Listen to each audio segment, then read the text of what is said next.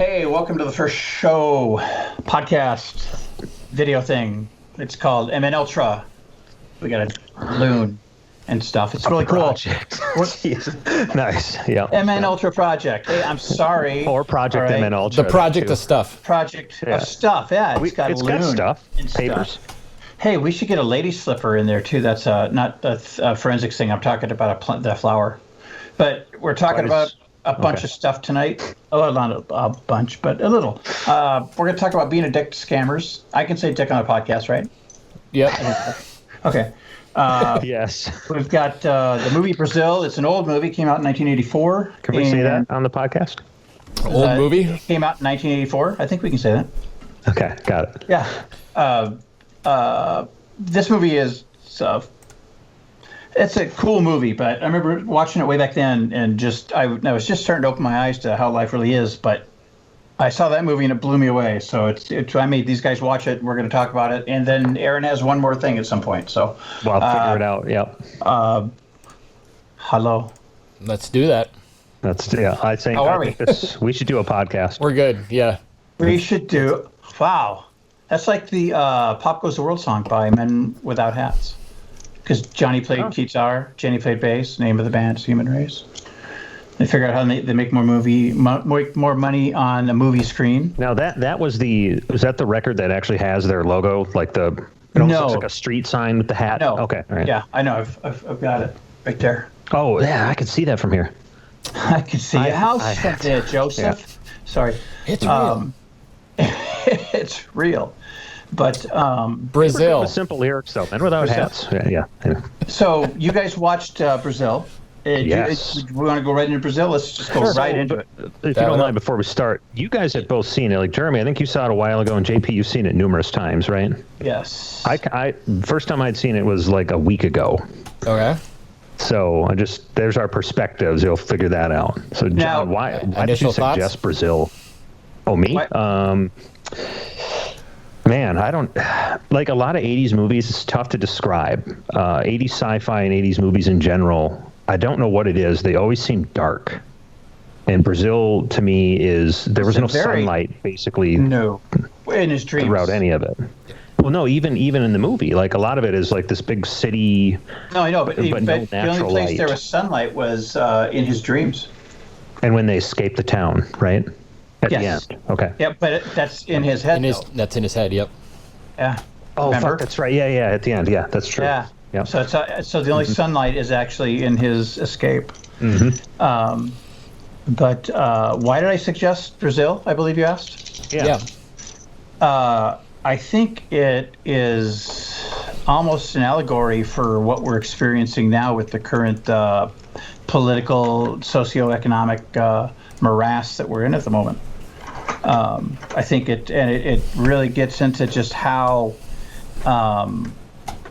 anesthetized people get to what's going on around them, especially, and for the most part, like as you guys, and I'm going to get your take as well, but the darker or the worse that the event is, the more it's ignored by the posh and the elite, and I just thought it mirrors closely. It's like an allegory for what we're going. That's the only word I can really think of. So what was your guys' take on the movie? Jeremy, go ahead. Me? Yeah, I got to hear your take on it. Where to begin? Hold on a second. That's exactly what I was going to say. Yep.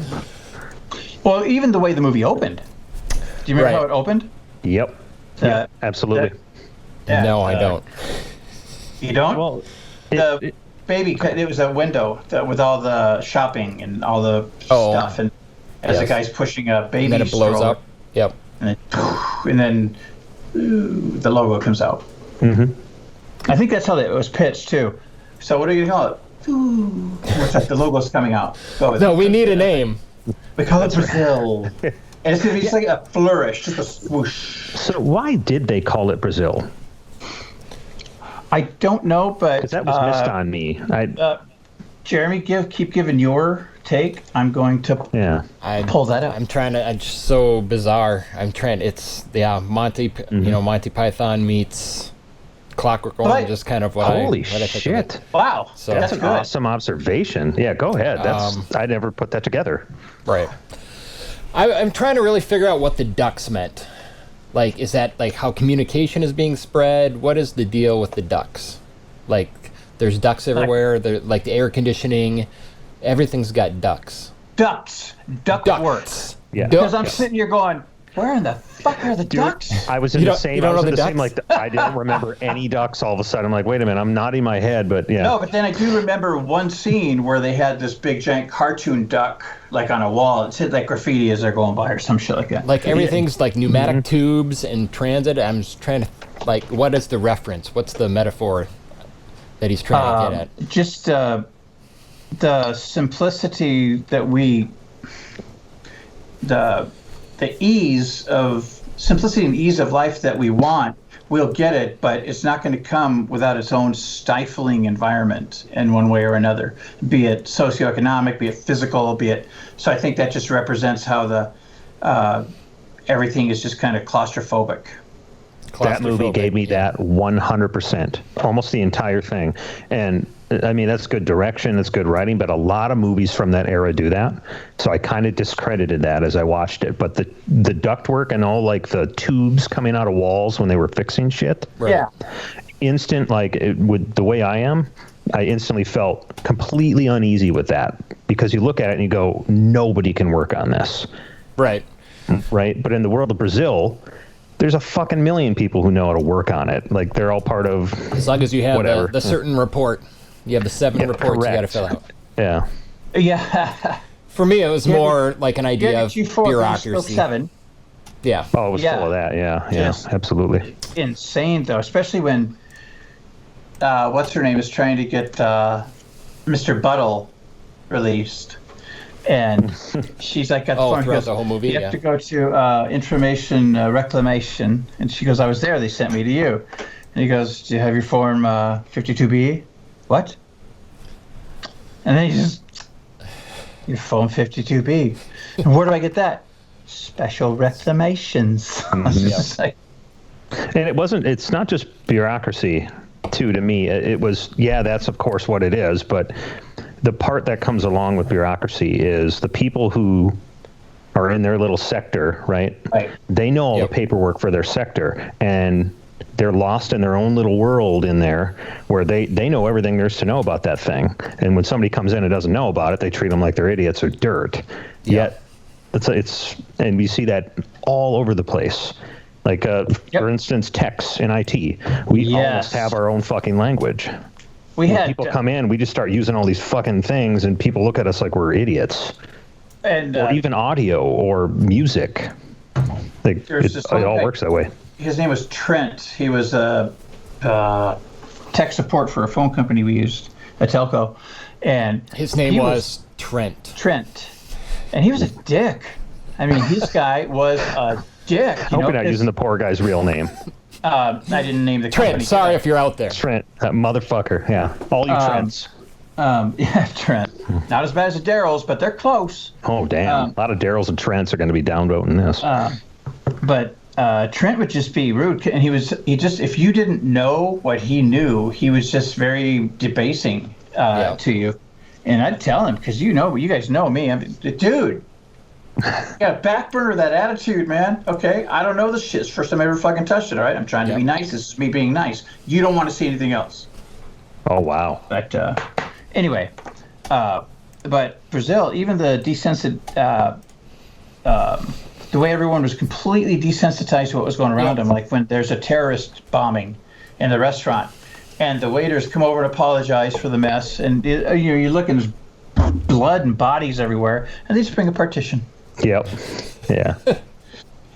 And They're eating food. but Like that's I thank you for that segue. Yeah. Because it's like they're ordering duck fondue or flambe, fucking filet mignon, but then when they get their plates, it's just a puddle of goo with a placard on it, which this is what it tastes Right. like. This is what. Ice cream scoopers of like mushed food that you order. Yeah. Which I think in that I would say is comparative to when you go to some of these highfalutin restaurants and you pay $100 for a dinner, and you get like the little medallions of like little maybe 1 ounce of meat, with a little bit of sauce across them, and then a streak of color of some kind, Yeah. Potatoes. Yeah. I'm sorry, those are extra. Mm-hmm. Would you like two? It just goes on the whole fact that because this restaurant tells you this is the best food, you believe it. When in reality, in this movie, they're like, no, we shouldn't make it look all great. It should look like slop on a fucking plate of different colors. Well, yes, but nice little scoopy scoops. Mm-hmm. And then not only that, but the waiters, like the interaction between the people and the waiters, like that one waiter, I forget the main character's name. Sorry, it's Mr. Lowry. It's so fresh to me. Yeah, Mr. Lowry. The waiter made him say the number he wanted. Say right? Number. Which to me that represents like he has to do what the restaurant tells him to do. He can't get off his script and be a human, right? Just painted another picture. Yeah.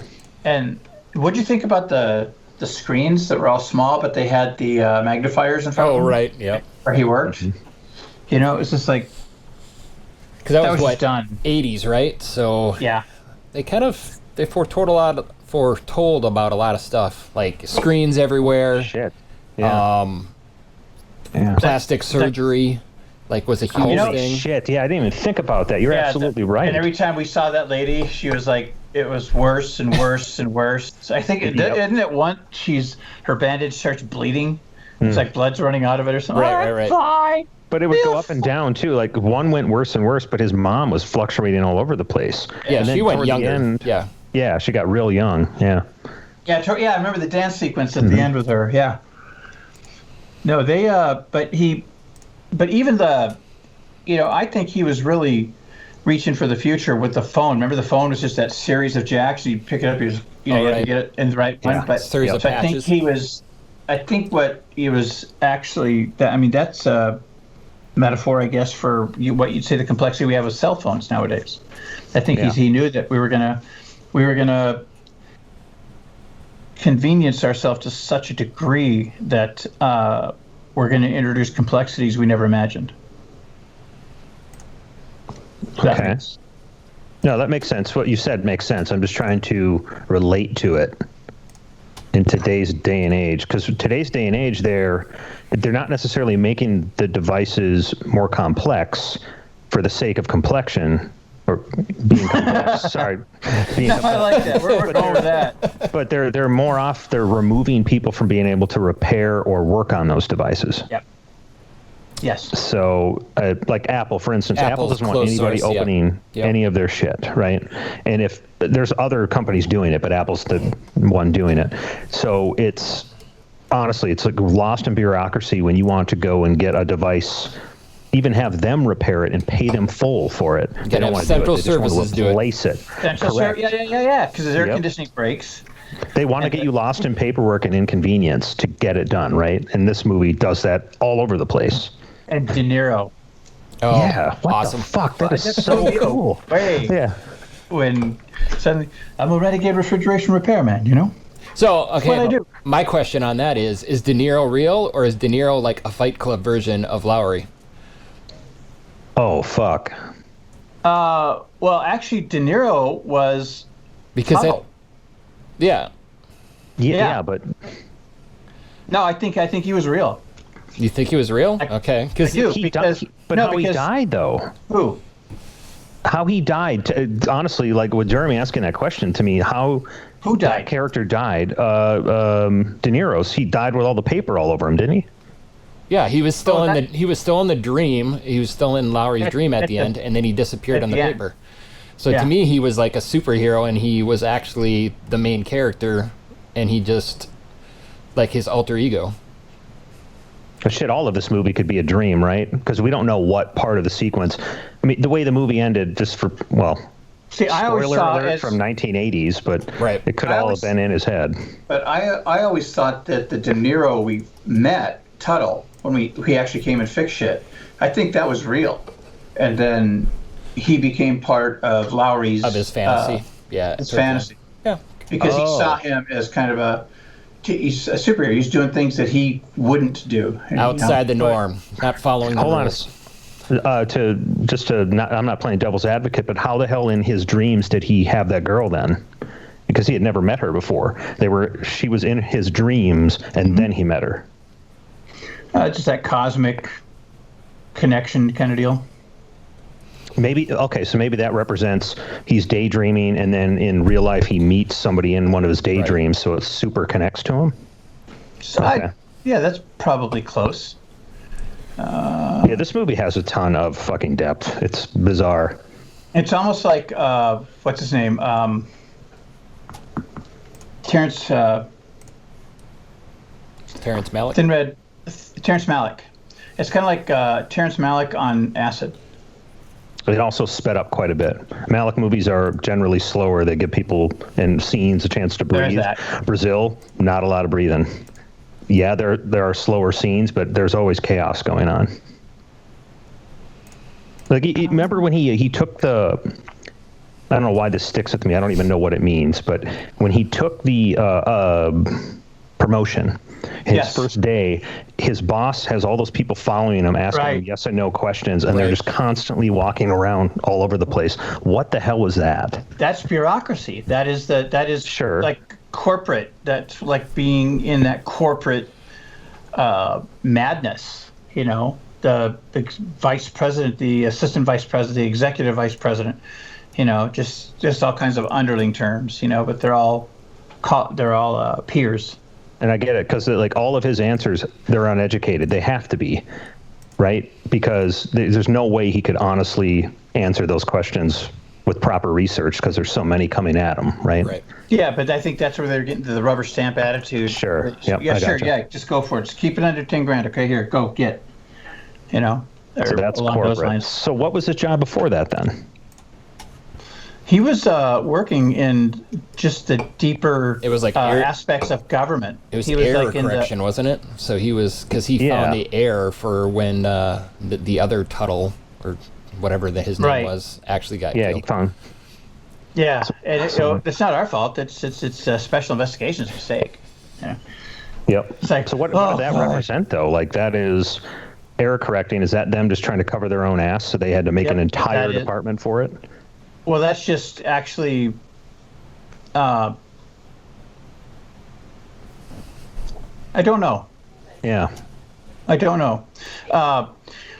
Sylvia, you asked about the name of Brazil. Well, Sylvia Abatazzi, in her article Salman Rushdie's The Location of Brazil, the imaginary homelands of the fantastic literature, stresses even further importance about that the soundtrack had upon the movie's plot and meaning. She suggests the opening question, where is Gilliam's Brazil, may be answered quite literally in a song, just as it is the movie.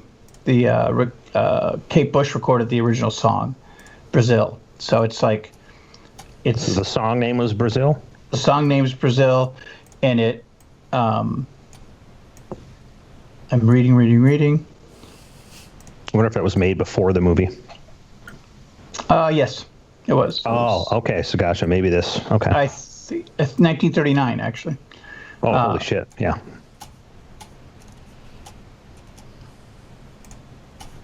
Yeah. So basically, there's a description of the song. It's like this place is a metallurgy city where everything is covered by gray metallic dust. Even the beach is completely covered by dust. It's really dusky. The sun's going down, and it's very beautiful. The contrast is extraordinary. And I had this image of a man sitting there in this sordid beach with a portable radio tuned into those escapist Latin songs like Brazil. And the music took him away and made the world less blue to him. Oh, crazy. Yeah. Yeah. Yep. Interesting. Yeah, because I mean, you got to think, like, when they made this movie. Now, was it a movie that wasn't based on a book or anything like that? No. Okay, so this was 84. 1985. 85. Okay. You got to think of the world in 85. And Well, they amplified in the 80s way, right? Because the 80s is perfect at that shit. I'm just curious, like, how it's. 85. Was it January? January of 85 when the Challenger blew up? Was that 85? It wasn't 84. Let me look it up here. So it's either 85 or 86, I would dare say. Challenger explosion. In fact, I'm going to go with 86. January 28th of 86. Had January right. You did? Beep, beep, beep, beep. Maybe it's Fucking one of Bob those Hoskins. Mandela effects. It was actually 1984. Bob Hoskins was great in that one too, because you didn't even realize it was him. He was Hoskins? he was one of the. What's this? I don't know. Oh, he's Mario Brothers. He's one of the Central Services repairmen. Yes, thank Central you. Services. He was Mario from Mario Brothers. Yes. Fucking dude opposite John Leguizamo. Anyway, go ahead. Yeah. That's a terrible I don't know movie. a real name. Who's that? Yeah, it's like, just say Mario. Yeah. Mario. Yeah, he was one of the fixer-up guys from Central Services. Yes. Yeah. That really blew me away that he was in there. It blew me away that he was in there, and then also, like I said, De Niro. The others, I mean, it's like it's a British movie. You'd expect that.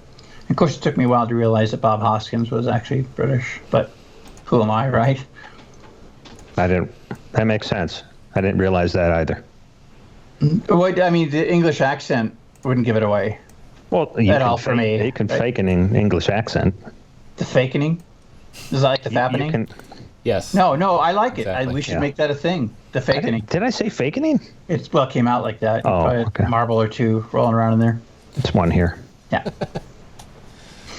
He was Mario. He didn't have an English accent. Yeah. It's a me. It's a me, Mario. Yeah. Oh, did he have an Italian accent though? I would say a stereotypical Italian trying to speak English, like fresh off the boat. Oh yeah. Yeah. But the cliched version.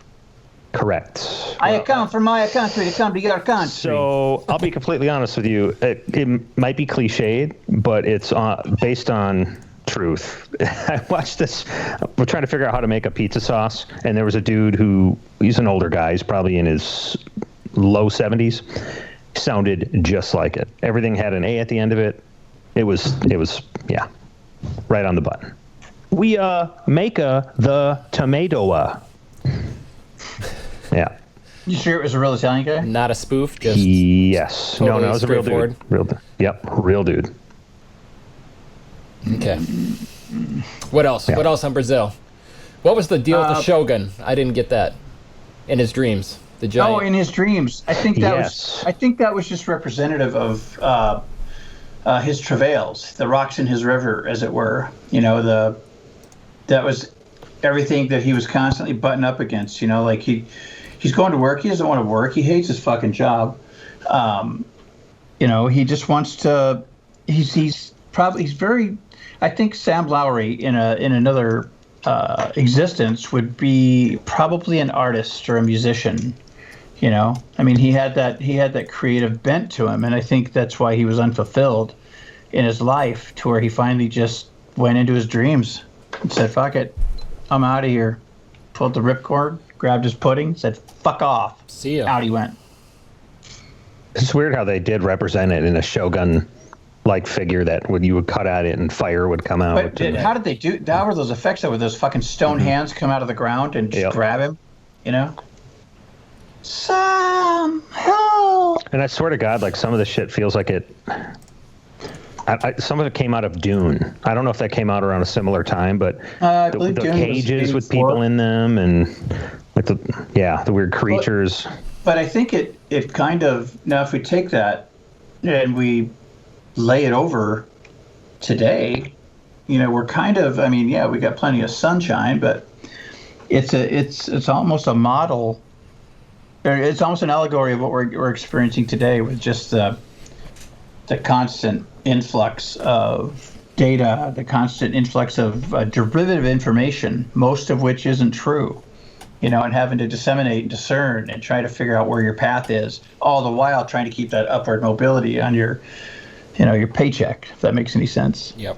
You know, it's just like there's you know, the work will set you free or whatever it is. That's been around since before all of this, though. Right, but still, Maybe that's still threaded through the movie, though. True. But if you look now, you know, we're just like fucking rats in a maze, you know, just keeping that wheel going, you know, trying to get through there, but there's really no reward. Yeah, here's a nibble of cheese. There you go, you little fucker. The one thing, it's cool to look at this, like how it is good at mapping what we're seeing today. But I had fun looking at the misses, like the shit it missed, the shit like you got to think sitting in 1984 and 1985 and trying to predict, all right, if this did happen, what it would turn into. And the one thing of connecting everything together in the age of information is what we called it with the internet. Right. But what came after that was everybody realized, okay, with information comes misinformation. And I would say in the aughts, the 2000s, it's becoming the age of misinformation because people are realizing, well, wait a minute, now that we're all connected, yeah. What are we gaining from this? It's easy to get shit out there and make people believe it. So, I mean, Brazil didn't hit that very much, right? But the propaganda was there. It wasn't necessarily misinformation, but the propaganda was there, I would say the propaganda was at the same rate it was in like World War II. Right. Well, and it kind of had that same flavor, like, when in Blade Runner, where they're talking about, a new life awaits you on the off-world colonies. Sure, yeah. It kind of had that same flavor, Yeah, I gotcha.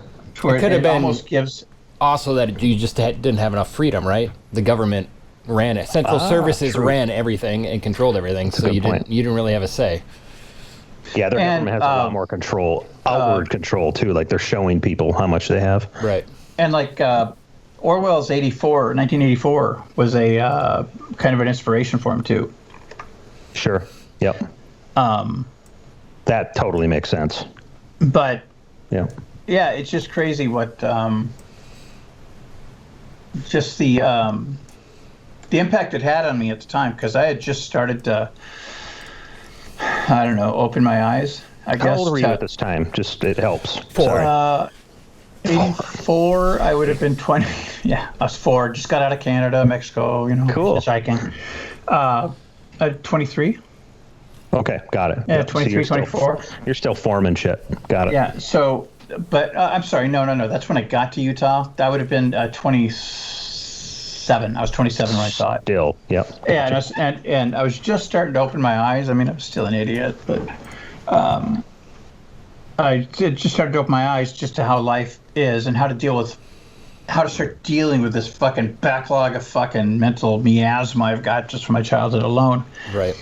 But I remember watching that movie, and I just remember being so impacted by it, even the way it ended.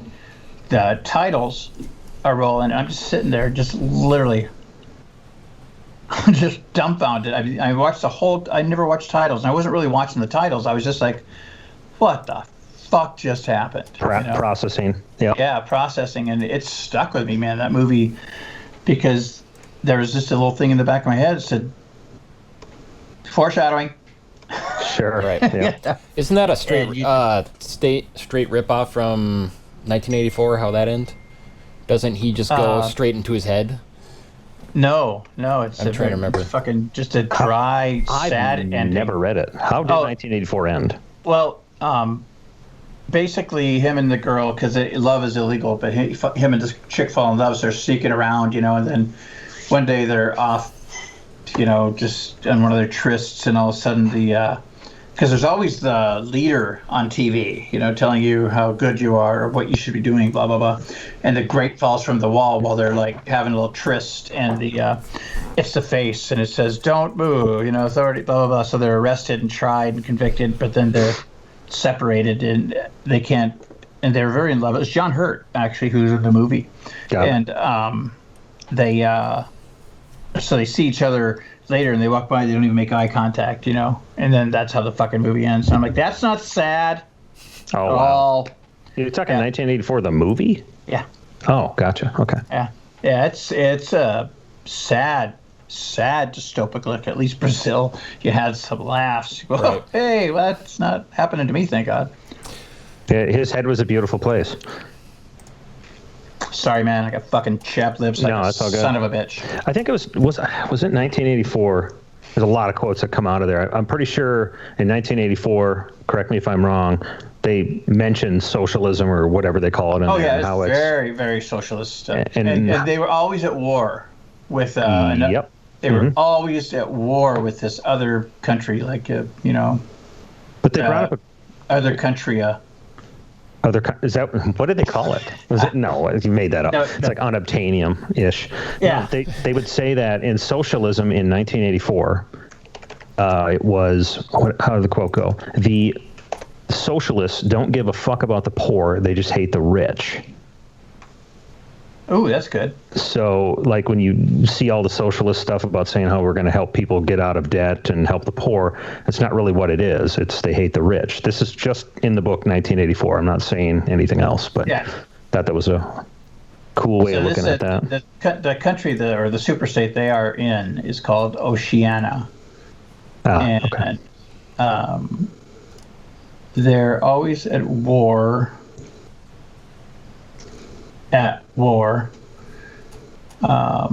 With this other country, but nobody ever sees anybody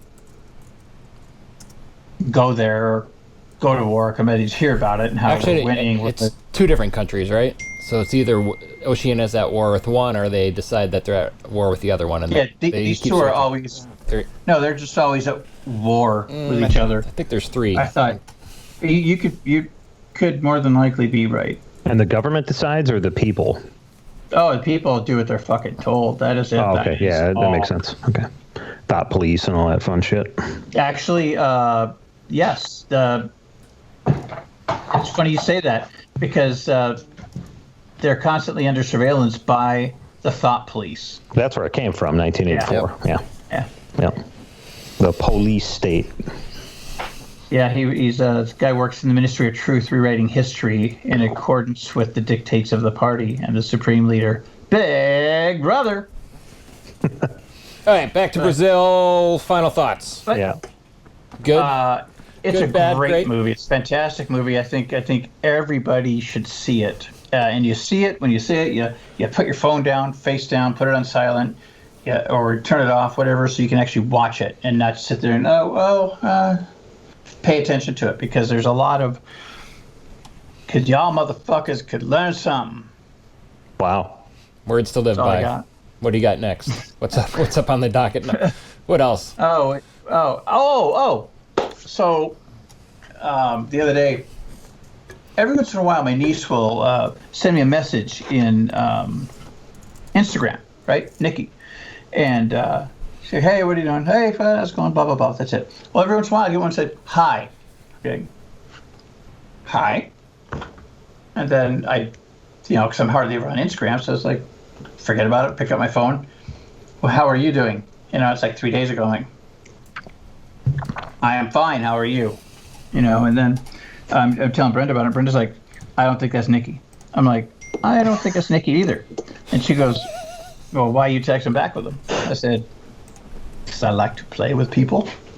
And so I basically kept going back and forth with this guy. And I wanted to make sure that I wasn't wrong. I'm going to bring up the text I sent you, Aaron, because that's where oh, no. Make sure not to show phone numbers. No, I don't have to do that now. I'm doing something else because that's what I do. It's who I am. Here we go. Hello. Good to see you. Nice. So basically, it's like, how are you doing today? Fine. How are you? I'm good. That's her. How's everything going there? That's where I knew it wasn't Nikki. What? Okay. All right. We don't. Yeah. No. Because. So is this the same number and everything? Or are you just? So somebody hacked her account. They hacked her account. Yeah. Oh, okay. So then it's like there was an apostrophe between the W and the S, and that wouldn't be there if Nikki had written it. I'm not saying you're dumb, Nikki. I'm not saying that at all. I'm just saying you don't do a lot of punctuating. We've texted before. We've talked about this, all right? So I said, we're healthy. How about you and the kids? Good. Have you heard about the program we were discussing before? And she sent me a thing. How they approach it? Yeah. Have you heard about the program we were discussing before? She had asked me like a week have you heard of this? Okay. And she sent me this thing, right? And I said, I have not. I said, hey, I meant, and then right now I'm like, all right, let's dial it up a little. I said, Hey, The hook's out there. You're throwing out. Yeah. Yeah. I meant to ask you, did Paul get the hitch for the boat? And there's no fucking Paul at all. So I'm expecting, because I'm ready too, because if that would have been Nikki would have said, Paul, what are you talking about? I said, oh, sorry, new phone, who dis? Or, Right. But she comes back with, no. And I'm like, and she goes, it's a specific program for those who need assistance paying for bills, buying a house, starting their own business, support the retired, widow, unemployed, full part-time workers, disabled, and student. Have you aware? Oh, boy. Oh, boy. And I said, tell me more. I am not aware. I said, can you ask Paul to call me tonight? I got his money. I just need to know where he wants me to send it. Because I lost his Venmo info, unless you have it. Okay, I have it. Oh, man. Sweet. You can use PayPal to send it. Okay, give me the address. Was it 1500 or 1575? And, oh, man, I just heard about... Because it's me. Oh, man, I just heard about Daryl and Micah. They, the baby had a miscarriage or something. And this is you sending this to this guy. Yeah. I said, bummer, am I right? And we should do something, a card or flowers, yes? Yep. And then Nikki says, I was only with the Cash App information. Said, what do you mean? No remorse, that asshole. Yeah. Doesn't care about any of that. And then, let me get this a little bigger. There we go. And then I was only with the Cash App information. I said, what do you mean? And then they sent me this James-Jones-1602. That's his Venmo address. I'm like, Wait, okay. He literally sent you his Venmo address. Huh? He said, you could send it to this Venmo info is 1575. Are you there? Then Nikki Thorson 2020 started a video chat. Video chat ended. I didn't pick it up. Said, Wait, yeah. This person was going to try and video chat you? Yeah, I don't know how they were going to do that. But they're not Nikki. Yeah, okay. I know. They probably have like maybe it's just a moving a still image. Cardboard cutout. Sorry, my camera's not working. How are you? It's a deep fake they've already created. And it's like some Jersey guy. Yo, how are you? It's Nikki. Oh, what the fuck? Just to pause, you can't make a Venmo account and accept money unless you attach your bank account to it. This person's an idiot. It's like if you report them to Venmo, I think unless they have some other outside bank. They could probably just, obviously they have a system. Yep. Are you there? I said, yeah. I'm at the hospital with Daryl. Does he still have... I said, does he still have the cooked fish allergies? Oh, Jesus. Yeah. And I'll send the money over in a bit. Huh. Okay. Does he? Yes. I hope you're doing that so I can let Paul know you sent it. Shit. Do not come home. And I send a video because Will sent me a video Saturday from the people getting shot down the street. Not literally the crime, just the cops. Okay. Yeah. So Jesus panning, Christ. Yeah. And there's a space where my car was, and then he pans, he's got like fucking billion cop cars. So shit, do not come home. He said, where's the lockbox? I said, I'm gone, babe. They're raiding Brian's place. I'm taking the Jeep. We're going to have to go separately. I'll meet you in Juarez on Wednesday. Tell Paul about Brian. Did you get a response? Yeah. After all that? So when are you getting that sent again? Is the response. Are you high? There's like 20 cop cars outside. You're looking at 30 years if they catch you, and you're worried about a paltry 1,500? This is why we got divorced. Oh, my God, dude. I need the key to the lockbox. Where did you put it?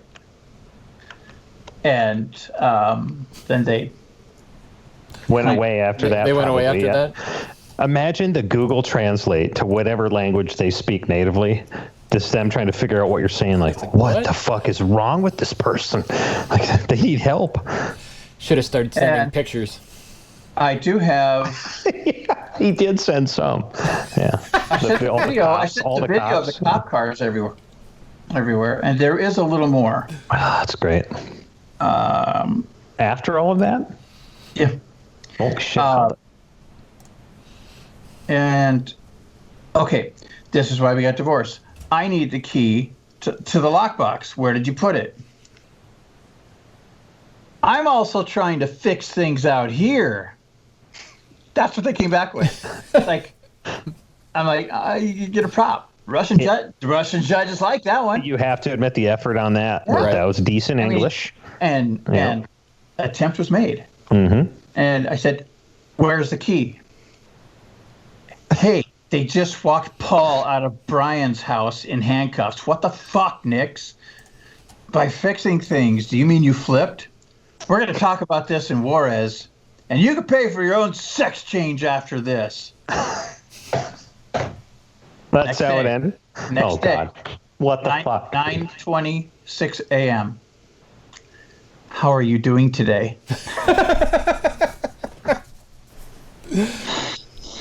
You got a lot of nerve, Nick. Paul never made it to the cop shop. What the fuck did you do? You haven't sent the money. Why would I send the money when Paul's gone missing? This is Prague all over. You're a piece of work. Just go back to Dontarius. Seen 18 hours ago. That was it. So, wait a minute. Did you say seen? Like they were sending you you knew when they were reading your messages? That is the worst fucking con artist. Yeah. But it was fun. We had fun. Oh my God. I'm going to have them over for cheese. Man, that is... Yeah, that was hilarious. But, like I said, it was so cool to be able to send the video because I had that. It's like, look outside, man. I'm trying to fix things out here. That was... I mean, they're not lying, right? I mean, if you're conning people online, you're probably trying to fix things out there, right? Because I had kind of a Sicario... That little one comment had a Sicario bent to it. Just a little bit, Tell me you saw Sicario, Aaron. Sicario, no? No, what is it? Jeremy? I've seen it. Thank you. Yes. Thank you. There's fucking God in the world. Write that down, Aaron. How do I spell it? Sicaro. RIO, I think. Sicario. It's relatively new. From Sicario. 2015. Yep, there's Sicario and Sicario 2. Really fucking, it's gritty. It's the dude who did the Blade Runner movie. Yep. Yeah, you would appreciate that one. I like it. Yeah, did you see both of them, Jeremy? I have not seen the second one, I don't believe. The second one is gnarlier, but the first one is definitely grittier. Did the first one leave it open for a decent sequel, or was it forced? I'm trying to remember. Well, the way I think it left it open. They end it very realistic. I mean, it doesn't, life doesn't end with, a closing tune. So I think that's how they approach the end. And so that when the sequel came out, it's like, oh, well, it makes sense, I guess, yes.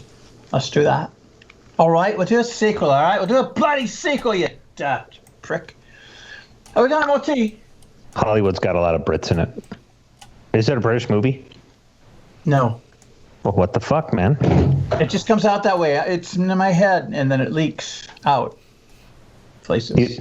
This man here lives in a world where all of the directors and actors are like British somehow.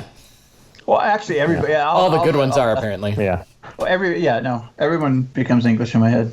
But you hate. You should hate Hugh Grant. Because I know you don't. No comment. It's his face. He always looks like he farted and he doesn't like the smell of it. Yeah. I just can't finish. I like finishing sentences, mind you. But I like Hugh Grant. He was in an 80s cult movie called The Lair of the White Worm, early 80s. I think I'm going to 82. tell you why it was a cult movie and never got really super big. Is that what we call really shitty movies now? In it. Yeah, no, I'm just kidding. Movies Go that ahead. 5 people watched. All that cult movie. No, it's actually it's got quite the cult following. I mean, I don't know how well it did in the theater one way or another, but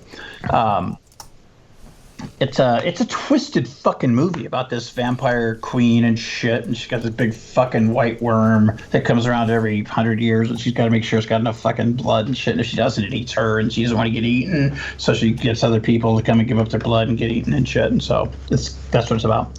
But it's got some really viciously twisted imagery, kind of stuff that, like, you wouldn't want to do mushrooms or acid or anything like that, from what I've read.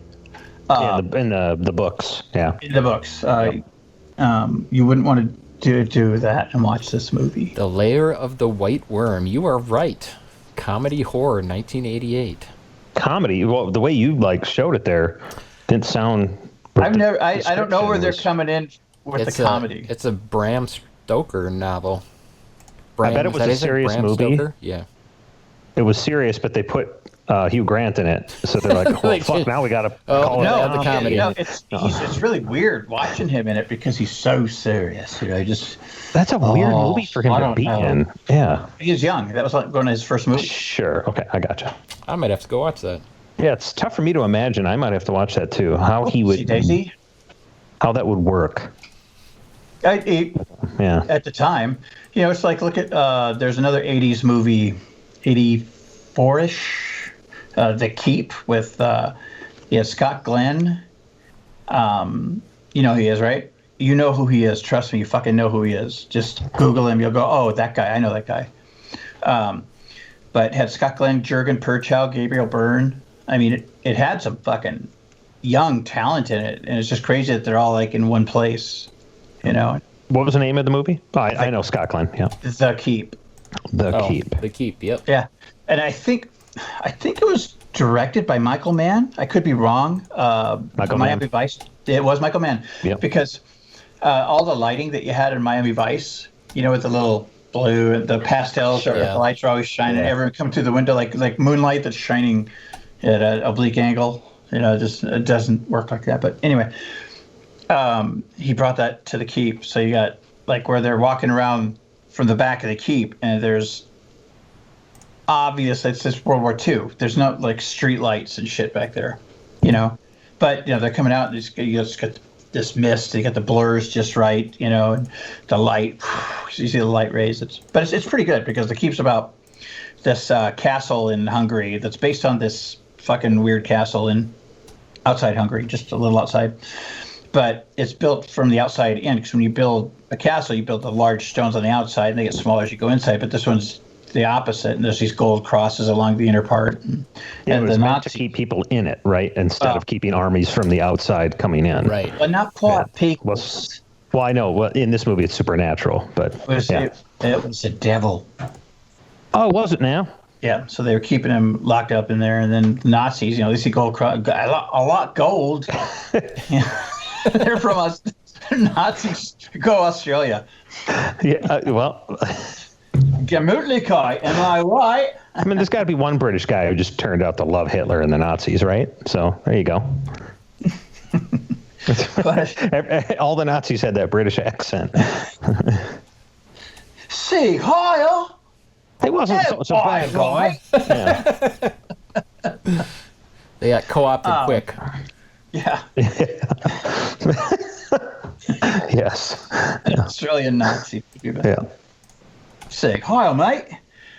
But anyway, where was I? I don't know. Sorry. I don't know, man. So I think far words with stuff. Path.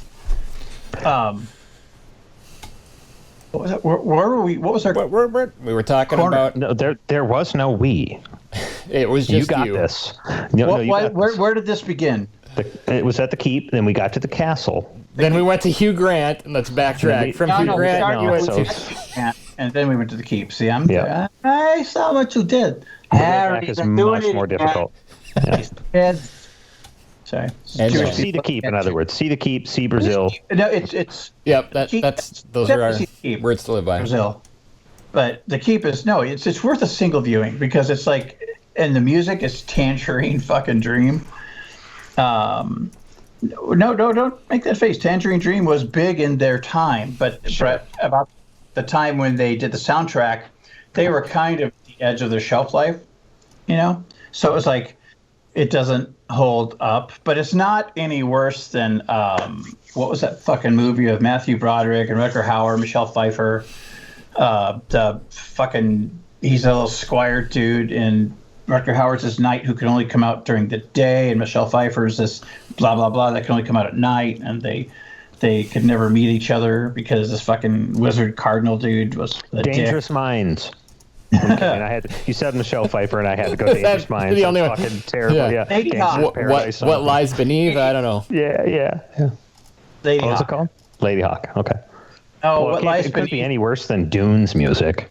Yes. So now Yes. we're only talking about movies between 1983 and 1985, guys.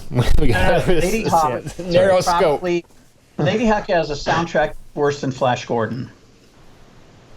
Ooh, okay. Queen did that soundtrack, and don't get me wrong, I'm know. not just a Queen, but it's like Nope. Flash, it's a motherfucking miracle, something like that. Probably All horrible. right. There we go. That's I don't think that's how it goes. So, Aaron, Yeah. you had something else. Nope. We've gone on long enough for this. I think we're at Yeah, 1 but hour. Let's Yeah, tickle my Dude, feet. it's Wrap not, her It's up. not me. It's time to wrap her up. It's not me No, telling but you that you talk too much. guys- We talk too much collectively. It's Dream not like us, a it's you. Fucking No, powder. I'm telling you, when you do these things, if people out there, if you ever do a podcast, an hour will go by in the matter of no time at all. Yes. So have fun with that. So Yes. we'll JP, wrap it up. I just Yeah. spread the peanut butter. I was going to say JP send us home, but I don't know if that you're capable of doing that. I don't have. I don't have. Do I? Oh, I think I might be able to send us out this weekend over at the Goldfish Review. Isn't that the name of the place?